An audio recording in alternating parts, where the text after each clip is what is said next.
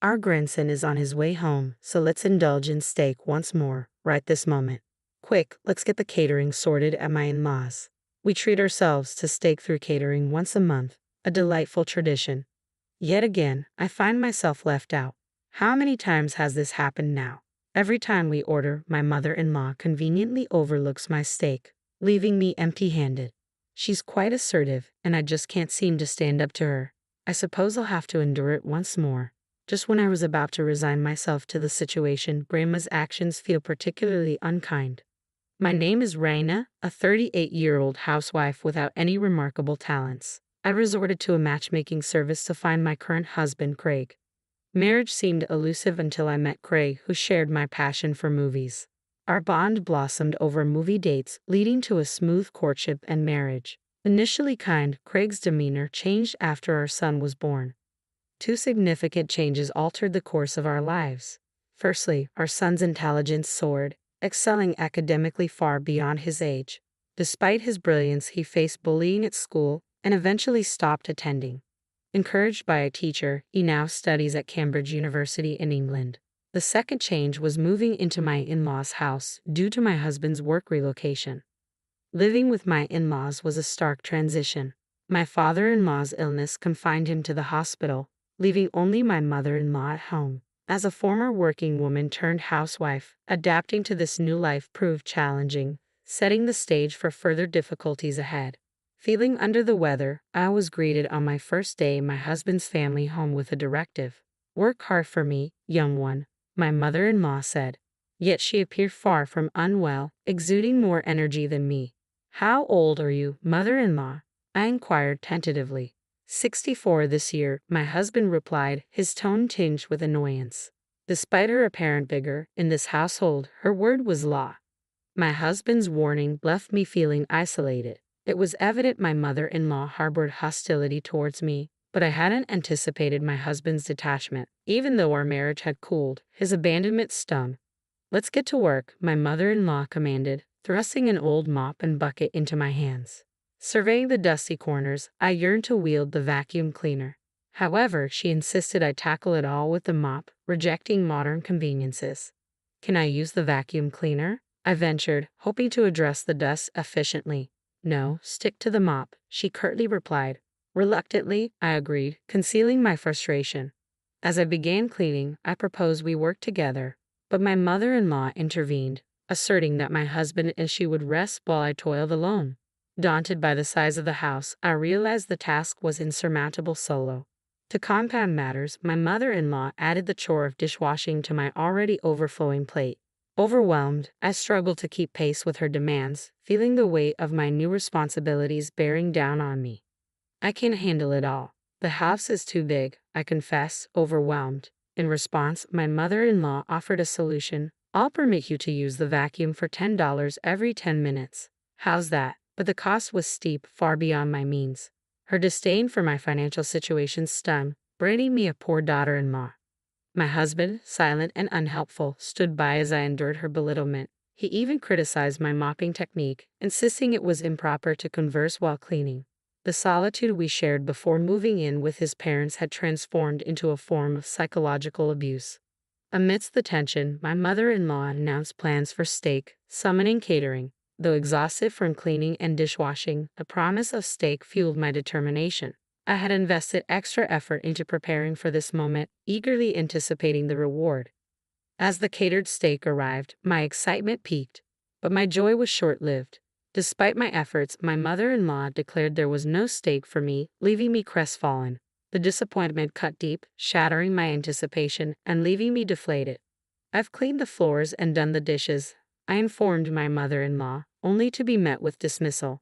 "That's only natural," she replied. "Consider it a token of appreciation for letting you stay. Think of it as paying a fee through your actions. Did you think you could live here for free?" Her words pierced through me, amplifying the sense of hellishness that had engulfed my life since moving into my in-laws' house due to my husband's work. Financially constrained and unable to afford living independently, I relied on a meager monthly allowance of $200 since getting married. After covering essentials and previous expenses, there was nothing left to save. The naive expectation of security as a housewife shattered in the face of harsh reality. As for dinner, my mother-in-law's unpreparedness spoke volumes. While they indulged in high-quality steaks, I was offered noodles. The stark contrast highlighted my subordinate status in the family. Even the act of washing the knife and fork after their meal was the closest I came to the steak. From the very first day, mistreatment became routine, leaving me mentally and physically drained. Amidst this despair, a rare call from our son studying abroad brought a glimmer of warmth. Praising my embroidery, he reminded me of my skills. His words, a balm to my soul, stirred emotions long buried under layers of neglect. But even in my moment of happiness, his keen perception sensed my trembling voice. A testament to his high IQ and psychological acumen, his concern mirrored the distance between us. Yet in his distant words I found solace, a reminder that amidst the darkness there remained a flicker of light. I couldn't believe how much my son had changed. He seemed to have an uncanny ability to see through my facade, sensing something was amiss with Dad. After a moment of silence, I summoned the courage to confide in him about the situation at my in-laws' house. Despite feeling ashamed for airing my troubles, having someone to confide in felt like a lifeline. "It's tough every day," I admitted, but he reassured me. "I'll come over once it's our vacation, and I've saved up some money from my part-time job," he promised, refusing to take no for an answer. With my son's imminent return home, time seemed to fly during our overdue phone call. An hour passed, leaving me feeling rejuvenated by his unwavering support. However, as soon as the call ended, my mother-in-law approached with a sharp glare. "That's quite a luxurious long phone call," she remarked, draining the energy I had gained from our conversation. Despite my apologies, she swiftly shifted the conversation to the upcoming block party, assigning me the task of shopping and making a reservation for steak catering. The day of the block party arrived, and guests began to gather. My mother-in-law, dubbed the president by everyone, was the center of attention. Amidst the festivities, she wasted no time in ordering me around, using me as her servant regardless of who was present. Some guests spoke up in my defense, urging my mother-in-law to treat me more kindly, but her threats silenced them, reminding them of their place in the community. Their initial support quickly waned under her influence, leaving me feeling even more isolated. It became evident that my mother-in-law's control extended beyond our house, permeating the entire area. Against her power, I felt powerless, a mere housewife unable to challenge her authority. The ordered steak arrived, and my mother-in-law joyfully arranged it on the table. Her choice was surprisingly lavish, accompanied by an array of high-end side dishes like caviar and truffles. Yet even amidst the opulence, she couldn't resist lecturing me. "Do you really think you deserve such fine steak as a wife? You're 100 years too early for that," she chided, her words a public humiliation. The sympathetic glances from those around us only deepened my sense of isolation. No one dared oppose her, not even my husband, who quietly savored his steak. Hope flickered within me, hoping for even a small portion of the steak. But my mother-in-law's words dashed those hopes, offering beef noodles instead. Upgraded from the ordinary, but still far from what I craved. Frustration simmered beneath the surface until it boiled over, and I couldn't contain it any longer. "Mother-in-law, this is too much," I exclaimed, my voice breaking the tension. "I've prepared everything for today's block party, and yet you treat me like this." Her response was swift and harsh, shutting down any semblance of rebellion. "Is this true, Raina? Couldn't you show a little kindness?" My husband interjected, hoping to defuse the situation, but his words fell on deaf ears as my mother-in-law's resolve remained unshaken. Silenced by her intimidation, no one dared challenge her authority.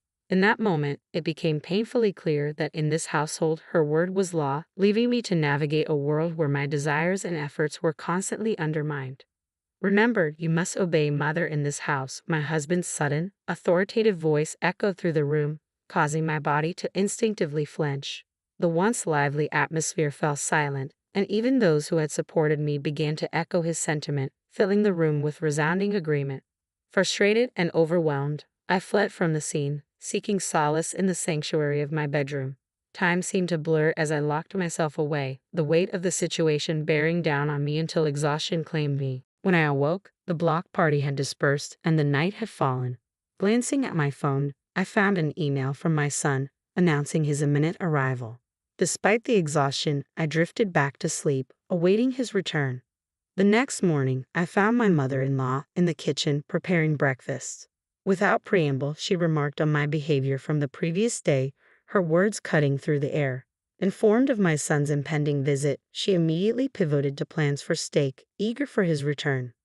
As evening descended, my son finally arrived home, greeted by a table laden with lavish steaks. Despite his usual enjoyment of the meal, he couldn't help but notice my absence from the feast. Concerned, he questioned my mother-in-law, only to be met with a dismissive response. "It's fine, Raina is always like this," she waved off his concern, redirecting his attention to the meal before him.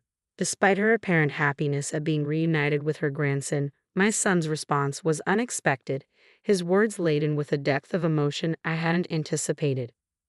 "I don't want it. Why didn't you prepare Mom's portion? This is discrimination, isn't it?"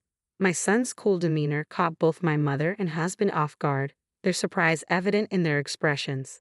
My mother-in-law, taken aback by his unexpected assertiveness, began to panic, denying any wrongdoing. "What did you hear?" "I didn't do anything," she stammered, but my son remained steadfast, unmasking her behavior with unwavering confidence. "You're always looking down on Mom, aren't you? People like that usually lack confidence or have nothing to be proud of, so they attack others to feel superior. It's a mean personality," he countered, his words piercing through her defenses. As my son continued to confront her, my mother-in-law found herself increasingly cornered, her usual tactics rendered ineffective against his insight. "That's true, isn't it? Everyone has an equal share of steak, but Mom has nothing." "This is clear discrimination," he asserted, his logic irrefutable. Normally, such confrontation would escalate into a fight, but my son's demeanor remained composed, far beyond his years. With each observation, my mother-in-law grew more subdued, her usual confidence waning in the face of his scrutiny. "You're panicking. Your eye movements, habits, and amount of sweat tell the story," my son continued, revealing his studies in psychology at Cambridge University and his keen observation skills. Despite her attempts to maintain composure, my mother-in-law couldn't conceal her discomfort, her facade crumbling under his scrutiny. Watching the exchange unfold, I marveled at my son's poise, while my husband observed in silence. As the tension lingered, my son's final words hung in the air, leaving us all to ponder the implications of his observations. The tension in the room was palpable as my son fearlessly confronted my mother-in-law. "Grandma, do you have any talents?" he asked, his tone cutting through the silence. My mother-in-law, usually quick with a retort, found herself at a loss for words as my son continued, unrelenting. "What you did, Grandma, was unfair. Mom excels in embroidery. Her work could even sell in England," my son praised, surprising me with his acknowledgement of my hobby.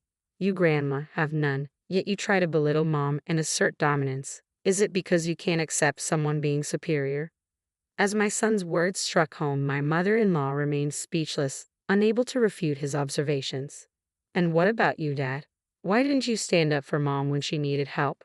Were you unable to stand up to Grandma because she's your mother? If so, why did you marry her?" My husband, caught off guard by our son's probing questions, could only offer silence in response.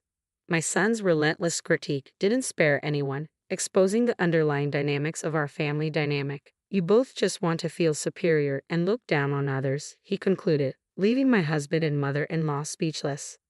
I couldn't help but feel proud of my son's maturity and insight. His suggestion to move to England together took me by surprise, but his reasoning soon became clear. "One of my classmates has a father who's a Hollywood actor. He saw pictures of your embroidery and wants to buy your work. There's a waiting list of over 200 people eager to purchase your pieces," he revealed, his smile contagious. Overwhelmed by the unexpected turn of events, I couldn't help but feel grateful for my son's unwavering support and encouragement.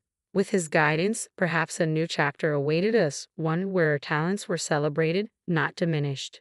As my son shared his unexpected news, both my mother-in-law and husband listened with astonished expressions. "Mom, I've taken the liberty of arranging something for you. They want you to open a store with your handmade crafts in the UK, my son explained, his eyes shining with excitement. The thought of turning my hobby into a job, especially in England, left me speechless. While my mother-in-law and husband expressed their disbelief, I found myself considering the possibility. If I was going to face harassment at my in-laws' house anyway, why not pursue my passion as a profession? Moreover, The strained relationship with my husband made staying there unbearable. So, I made up my mind. I'll give it a try. I accepted, much to the shock of my family. And then, I dropped a bombshell.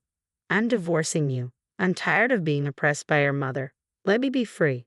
With that, my husband reluctantly agreed, and my mother-in-law ranted until the end, but I paid her no mind. The divorce was finalized without fuss, and I was finally free from the confines of my in-laws' house. Now, in England, I'm busy preparing to open a shop, insisting on crafting all the products by hand. Despite the initial fear of moving abroad, my son's wholehearted support makes the journey less daunting. Meanwhile, back home, I heard from my son that my former mother-in-law stumbled and ended up in the hospital. With her incapacitated, my ex-husband struggles to manage alone, taking on extra work to cover expenses. While it's a challenging time for them, I hope they find their way forward. As for me, I'm focused on the future, working on the final pieces for the shop's opening. With my son by my side, I feel confident in facing whatever challenges lie ahead. From rescuer to the rescued, our roles have shifted, but as a mother, I'll always support my son,